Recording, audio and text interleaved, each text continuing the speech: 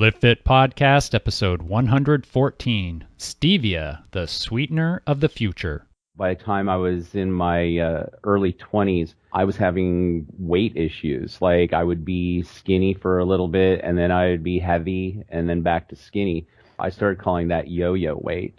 Really, I couldn't put all of the pieces together about why I was suffering from this till I read a book by Dr. Atkins about sugar and about a diet revolution. And that's what really got the wheels turning for me. And about that time, I ran into a gentleman who had just come back from Paraguay and had a container of these mashed up herbs. And he said, "Would you like to try some?" I tried some. It was about 25 times sweeter than sugar. Completely amazed. First thing that popped into my head is, how do we get those sweet constituents out of those leaves? And that started my journey right there.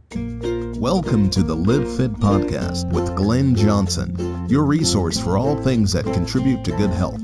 You will hear expert advice and interviews with leading authorities on fitness, food, fat loss, mindset, and the mind-body connection. You will find show notes, articles, and health programs at livefitpodcast.com. Yes, it is time once again for the Live Fit Podcast. I'm your host, Glenn Johnson, your guide to better health.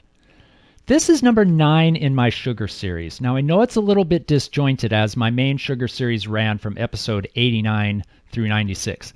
However, since I have something so important to share with you, I wanted to provide that connection. Thom King founded Steviva Brands in 1999 because of his personal passion for food and his concern over the explosion of metabolic disease. His mission is to help food manufacturers replace unhealthy sugars in their products with natural options, such as stevia. With 20 years of R&D work, Thom has helped hundreds of manufacturers improve the quality of their products, and in recent years, his passion for food and optimal health have intersected to embrace his personal preference for a ketogenic diet. Now, Thom sent me several of his products as samples. He sent me about 6 different flavors of syrups. One of them was maple, and I swear it tasted just like real natural maple syrup. He had several others as well that were also delicious. There were powders that used just a tiny little pinch in a cup of coffee to sweeten it up. There's others that are brown sugar substitutes, others for baking. Basically, any time you would use sugar, you can use one of his stevia-based products. Now, most of them do have a little bit of sugar in them, but it's such a small amount. It's more for flavor and for the chemical properties of it, and he's going to explain that in this episode. Anyways, let's get on with it so you can hear what Thom King has to say about the future of healthy sweeteners. Good morning, Thom. How are you doing today? I'm doing terrific, Glenn. I really appreciate you having me on your fantastic podcast. It's a true honor. Thank you. Oh, it's all my pleasure. I just wish I would have heard about you sooner when I did a sugar series. I brought on experts to discuss the dangers and perils of eating sugar and the types of sugar and, all those, even artificial sweeteners. And I think it would have been a good place for you because you are the maker of stevia products, so sweeteners. Now, we'll talk about that a little bit later. Right now, I want you to give my listeners a look at who you are and why you're now making sweeteners. Well, I grew up in Colorado on a ranch and never had any real sort of nutritional background. My family was more of a steak and potatoes type of cuisine. And what I found is that, by the time I was in my early 20s, I was having weight issues. Like I would be skinny for a little bit and then I would be heavy and then back to skinny. So I started calling that yo-yo weight. And really, I couldn't put all of the pieces together about why I was suffering from this until I read a book by Dr. Atkins about sugar and about a diet revolution, and that's what really got the wheels turning for me. And about that time, I ran into a gentleman who had just come back from Paraguay and had a container of these mashed up herbs. And he said, would you like to try some? I tried some. It was about 25 times sweeter than sugar. And yeah, I was completely amazed. The first thing that popped into my head is how do we get those sweet constituents out of those leaves? And that started my journey right there. Well, and part of the appeal of stevia is not just that it's sweeter than sugar, but it has no calories, correct? Yeah, it has no calories, no carbohydrates. The compound in the stevia leaf is called stevioglycosides.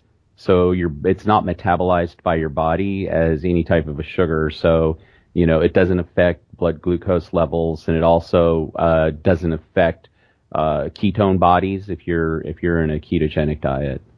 Oh, fantastic. Which kind of leads us to something else that's going on. You're in the middle of writing a book? I am. I have a book that's going to be coming out in October. It's called Guy Gone Keto. It's about me adopting a ketogenic lifestyle. Oh, fantastic. So I'll have to definitely take a look at that book. I think that's pretty interesting. A lot of people are playing with keto, low carb keto and low carb diets, and oftentimes having difficulty in it. They tend to swing from their former selves of eating primarily carbohydrates for their meals, and now they have to flip the other way. And I see a lot of people eating bacon cheeseburgers for many meals, and I don't think that's quite the healthiest way to go either. Yeah, I'm not sure that eating a bacon cheeseburger, daily is going to be. I don't think that's going to lead to permanent weight loss. I mean, it could actually lead to a heart attack and stroke eventually. Yeah. I think that there's there's varying degrees of ketogenic diet. I think that consuming healthy fats, that you'd find in salmon or coconut oil, and nuts, in combination with lower proteins and restricted carbohydrates, but not eliminate carbohydrates completely, but maybe focusing your carbohydrate consumption to things that grow above the ground, like green leafy vegetables, cruciferous vegetables, and stuff like that. Oh, nice. So you're not a fan of root vegetables? Well, in a ketogenic diet, I mean, you want to limit carbohydrates, and if the carbohydrates, the high glycemic carbohydrates that are found in carrots and beets and tubers like potatoes and sweet potatoes, will elevate your blood sugar and take you out of ketosis, and you won't be burning fats for energy. You'll go back to burning carbohydrates as energy, and it's a completely different, it's a completely different effect on your body. So tell us about Steviva. I ran into a gentleman in 1989 who'd come back from Paraguay with the stevia leaves, and that's when my wheels started turning. And so I spent the next 4 years working with a scientist to find a natural way to unlock those stevioglycosides from the leaves. My goal was to actually be able to create a sweetener that would be the natural replacement for NutraSweet. And why did you want to do that? Well, the gentleman who turned me on to the stevia leaves was he was looking for cures for his son.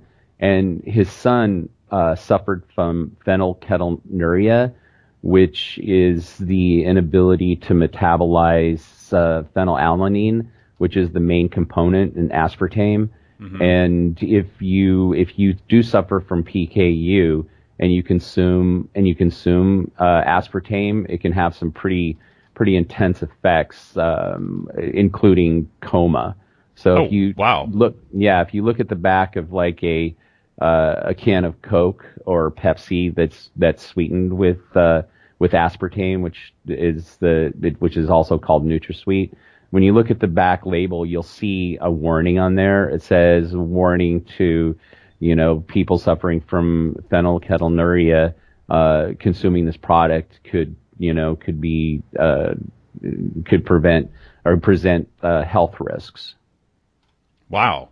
I interviewed a woman named Janet Hull from Texas, and she started having symptoms that resembled, let's see, what was it? Hyperthyroidism. Mm. Mm-hmm. I mean, she had started drinking a diet cola every day after work for her drive home, and she did that for about a year, and she was chewing sugarless gum. And so this diet cola, of course, has aspartame in it, and her doctor wanted to zap her thyroid, kill it, and she would have to be on thyroid replacement medication for the rest of her life. And anybody who has issues with their thyroid knows that it's not as easy as all that, because it's really difficult to mimic the natural release of the two different thyroid hormones with a pill. You have to take them in the morning and they're time release, but it still is not the same as the body releasing them gradually. So you knew somebody that had trouble with it, and she did also. And she told me in this interview, it was, what was it, episode 94, I believe? Yeah, episode 94. She talks all about aspartame. She said that there was a company in Texas that started marketing aspartame, and they were essentially shut down and strong-armed by the sugar industry. I don't know too much about that. I do know that, that when when aspartame was presented to the FDA for approval as a sweetener, and generally regarded as safe, that Donald Rumsfeld was on the board of the company trying to get FDA approval. So there is some sort of urban legends attached to aspartame, like it was, originally developed as rodent control. Most of it, I think, is untrue. But I mean, the fact is that it is a protein. It's a modified protein sweetener. Phenylalanine is the main component in it, and for people that are sensitive to phenylalanine, it can have some pretty intense effects, like an imbalance in your endocrine system. It can, which once your hormones are a little out of whack, that's a runaway train. So yeah, I mean, I've heard all sorts of stories about people, getting sick or having side effects from aspartame. Well, this woman, Janet Hull, that I just mentioned, she stopped drinking the soda. She was a scientific type person and an instructor. She had a doctorate in biochemistry or something like that. And she wasn't satisfied with her doctor's diagnosis. So she decided to find her cure for herself. So she went on a strict diet, and that was one of the things she eliminated. And within 10 days, she started noticing that she felt better. Wow. And that was pretty much the only thing new to her diet in about a year. So that was the first and easiest thing to think of. She probably eliminated some other things, but then brought them back in and didn't have the problems resume. So yeah, that's interesting. Yeah, she totally cured herself just by staying away from aspartame. Yeah, I think that's an excellent tactic. I mean, I think that if you're suffering from some sort of some sort of an ailment, or you're not feeling 100% right, that the doctor can only take you so far. I'm not saying to not have a allopathic doctor assess your health. What I am saying, though, is, like, a lot of times, if you really are in touch with your body, like if you take the time to get yourself grounded through meditation, and yoga, where you're connected with your body, a lot of times, you can really pick up on what's right for your body and what's not. And, because of the internet, I mean, you have access to, volumes and volumes of information on health and nutrition. I mean, there's on your site, Glenn, there's just volumes of information on there that that people can use to increase their their vitality and health. So yeah, I think that's super smart doing that. Yeah, that's the whole idea, is to let people, it's not, I don't want to go so far as to say let them diagnose themselves, but they can do a lot of footwork before they get to their doctor, and maybe they don't have to get to their doctor with the information that's out there. Now, there is enough information out there to be confusing and lead you in the wrong direction for the untrained mind, so I don't want to say that if you have the internet, you don't need a doctor. But doesn't mean you have to necessarily accept what your doctor says without verification. A second diagnosis, in other words, is what I'm saying. So, Tom, why do you suppose the soda giants don't use stevia to sweeten their products? They're still using aspartame if there's such a shadow of doubt on this chemical. Well, I think that by and large, large producers of consumer goods are looking at the bottom line. So they're constantly looking at ways to reduce their cost of goods sold and increase profit margins. And I think part of that is sourcing materials that are sourcing ingredients that are inexpensive. And aspartame is very inexpensive. It's a lot cheaper than stevia. It's a lot cheaper than sugar. So it's, I think it's a matter of economics to these larger companies. Now, I do know that Coca-Cola has Coke Life, that they have done about a 50% sugar reduction by adding stevia, to that version of Coca-Cola. I know that Pepsi did the same thing, and they were having a hard time getting market adoption. And I think because in some cases people associate stevia with a bitter or licoricey aftertaste. Oh, really? Really? There's that one soda out there, Stevia. I like that whenever I am dying for a soda, especially a cola. That's the kind I'll grab. Yeah, and I mean, we've done business with Stevia, and there's a lot of other smaller beverage companies that we do business with. I think Zevia's got an excellent product. My refrigerator's, loaded up with it, and, same thing. I if I'm in the mood for a soda, that's the one I grab. So tell us about your products. What are you doing with Stevia? Well, I started the company in 1999, and my intention was to build a consumer brand and be able to garner like consumer brand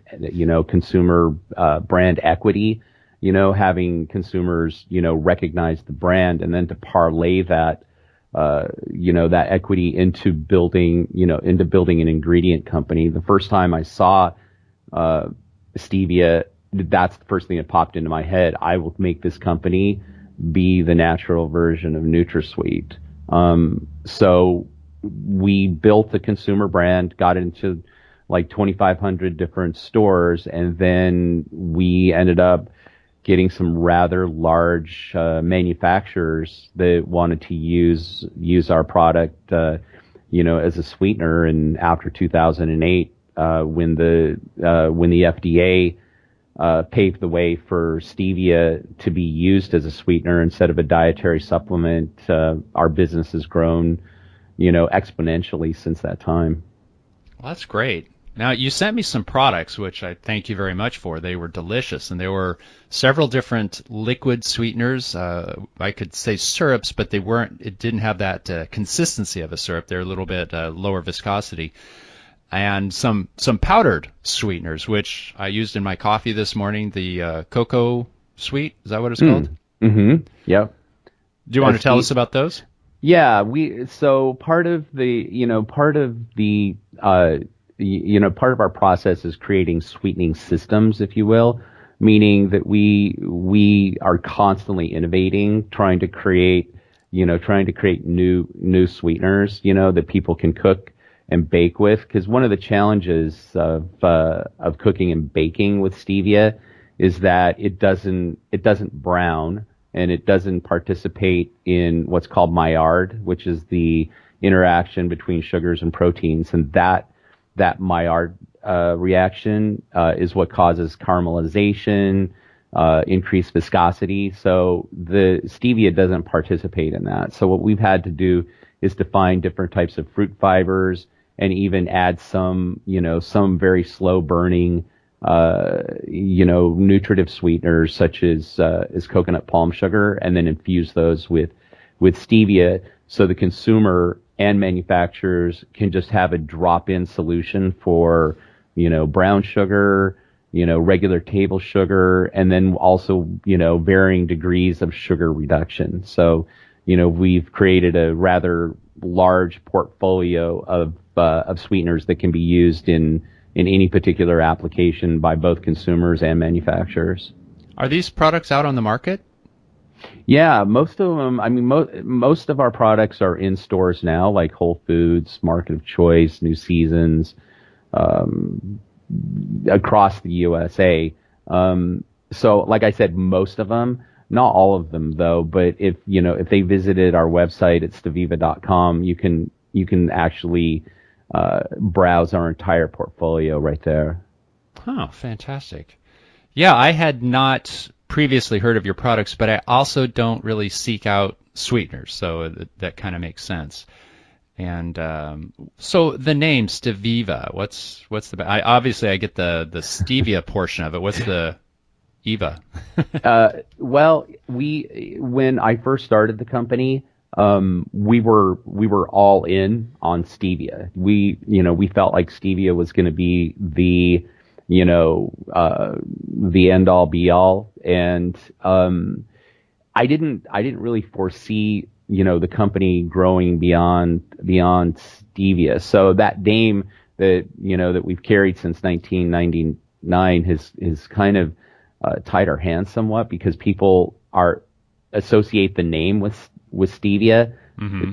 It's a combination of viva, like life, and stevia.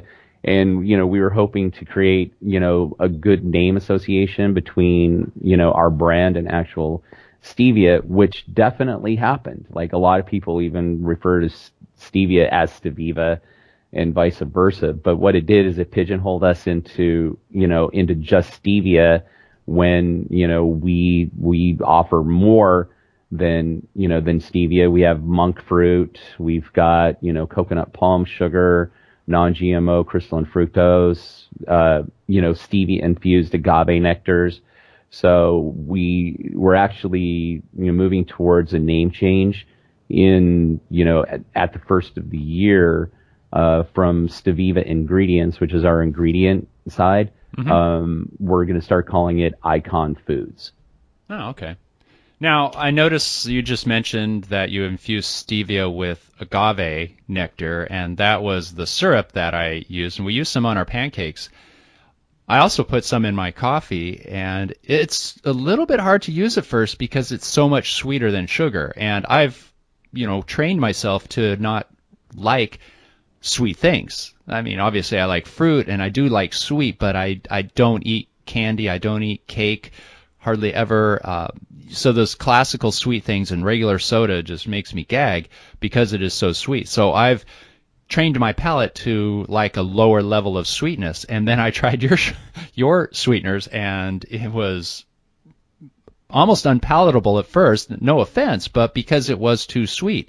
I used a half a teaspoon of your syrup in my coffee, where I would normally use 1 teaspoon of brown sugar. And yet, I know on the label it says it's 4 times as sweet, so I should have used a 1/4 teaspoon, and that's what ended up tasting good. But it that was the difficulty at first. Yeah, I mean, all of our sweeteners are concentrated, so you do end up using less, and particularly with Nectevia, which is our stevia infused agave nectar. That's 4 times sweeter than regular agave, so you're going to use 1/4 as much. So so a little goes a long way, and we like to think of it as a good value to the consumer. So why did you choose agave instead of any of the other forms of sweeteners you could have infused the stevia with? That's a really good question. Agave nectar, the sweet the sweet component in agave nectar is fructose, and fructose is metabolized by the liver, and so it won't affect blood sugar levels. It's still, fructose is still a nutritive sweetener, and if you consume too much fructose, it can raise blood lipid levels, meaning your liver is unable to digest or metabolize the fructose quick enough, and it can lead to insulin resistance and belly fat. But I mean, there's such a small amount of fructose in there; it's basically a carrier for the stevia. And the other component that we really liked about agave nectar is that it contains a lot of inulin that naturally exists in the agave root, and that creates a certain mouthfeel. But the real benefit is that it can act as a prebiotic fiber. So it sounds like you chose agave more for its chemical structure than anything else. Yeah, I mean, it has a great sort of neutral flavor profile, but it also works. It works, brilliantly, as far as glycemic impact, and not affecting blood sugar levels. Well, I'm glad you mentioned those things. The downside of fructose: if you have too much, your liver can't properly metabolize it, and then that's what is really at the root of non-alcoholic fatty liver disease. I had David Gillespie on the show in episode 91, and he wrote a book called Sweet Poison, and he was overweight, and he had been on every diet he could think of, and nothing was working permanently. So he decided to do some research, and he found just exactly what you said, that if you get too much fructose, you have excess triglycerides in your bloodstream. It can actually cause heart disease, possibly even Alzheimer's, and definitely fatty liver disease, not to mention belly fat, which is his main culprit, where he stored most of his fat. So he found that fructose was the problem, and he went on to eliminate fructose from his and his family's diet.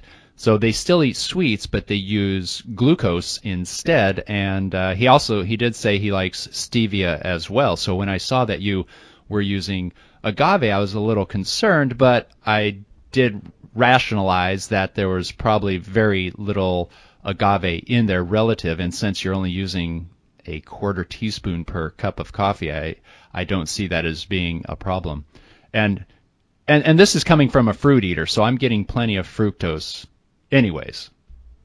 Yeah, and being that, I follow a ketogenic lifestyle,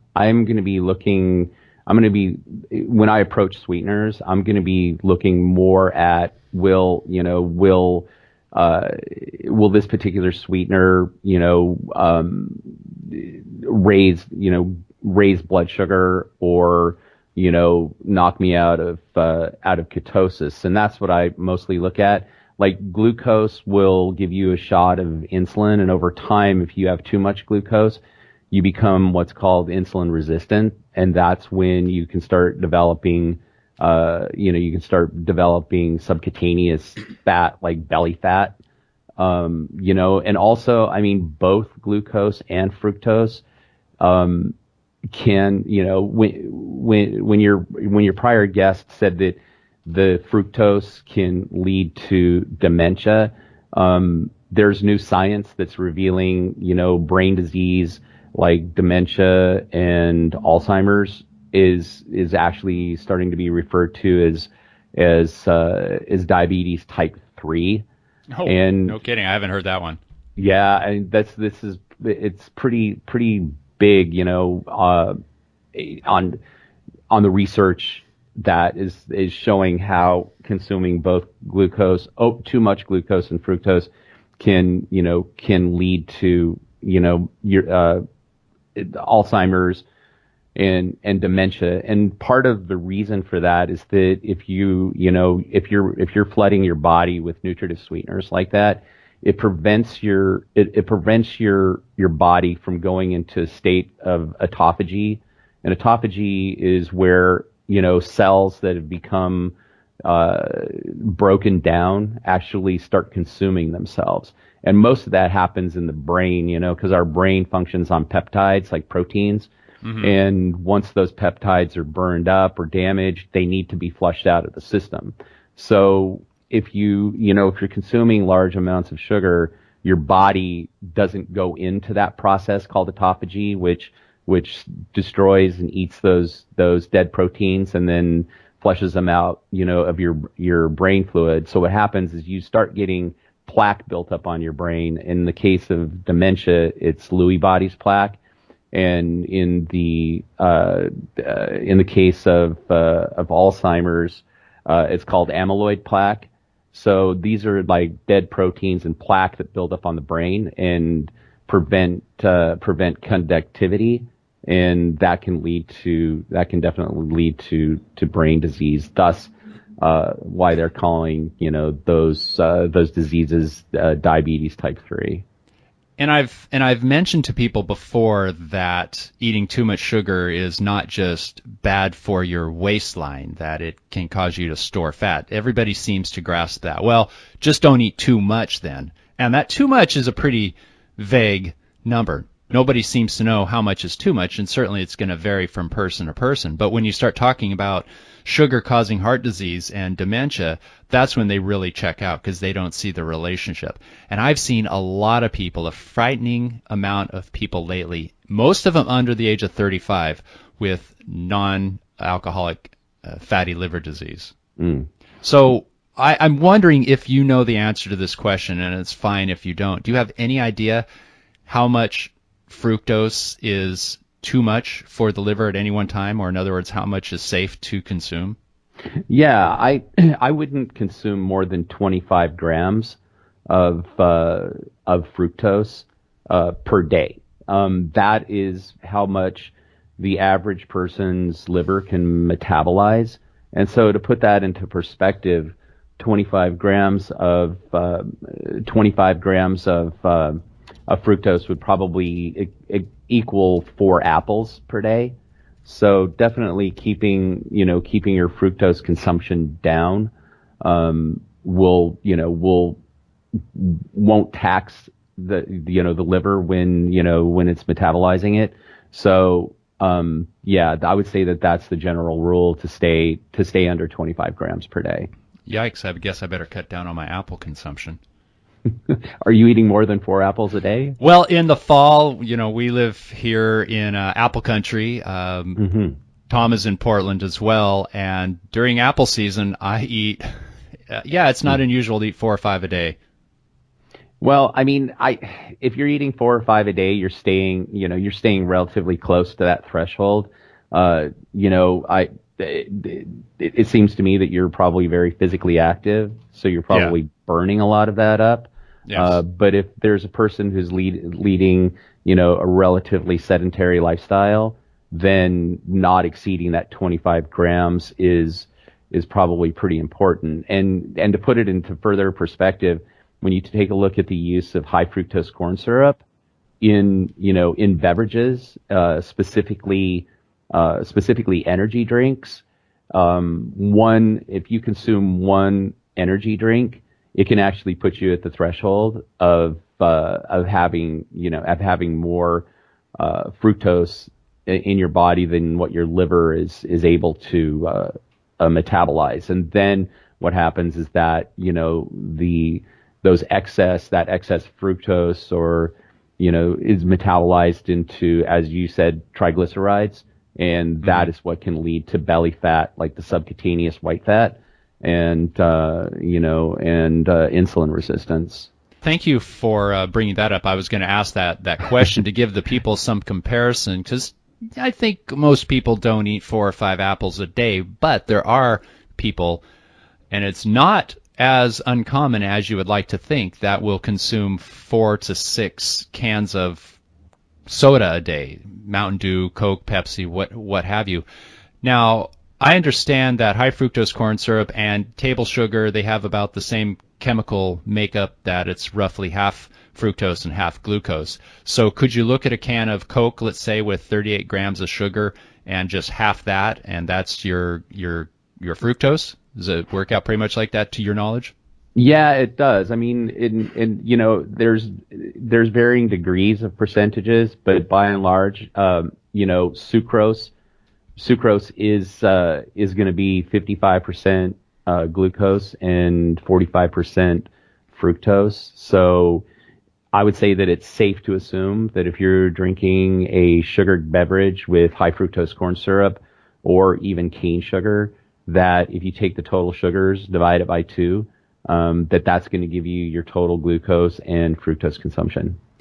Now, I know this isn't quite your expertise, so stop me if you don't know. But there's a lot of people are making high fructose corn syrup, HFCS, the villain here to people's obesity. And I've been telling people for years that it's chemically the same as table sugar. And now we see a lot of sodas and foods saying made with real sugar, and it's cane sugar, and they're essentially the same. Do you agree or disagree with that? No, I fully agree. I fully agree that high fructose corn syrup. I mean, the corn lobby was actually trying to change the name of high fructose corn syrup back to corn sugar. So high fructose corn syrup was that phrase was coined back in the 70s because they, the corn industry wanted to position themselves as, it has high amounts of fructose in it, when, which people that suffer from diabetes, can actually have fructose because it doesn't affect blood sugar levels. So, that's kind of misinformation. So yeah, high fructose corn syrup, and, regular sucrose or table sugar or cane sugar, they're identical, and your body metabolizes them exactly the same way.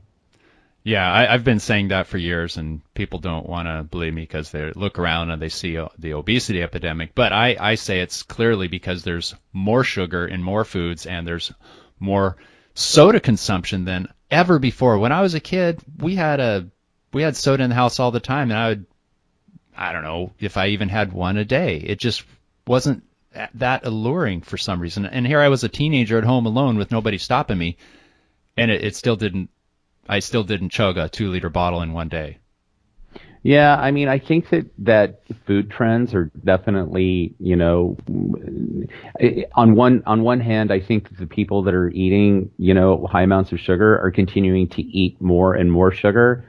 And, I was reading an article off of the National Institute of Health's website, and actually, in the article, it was comparing, the pleasure centers of the brain, and how sugar can affect that.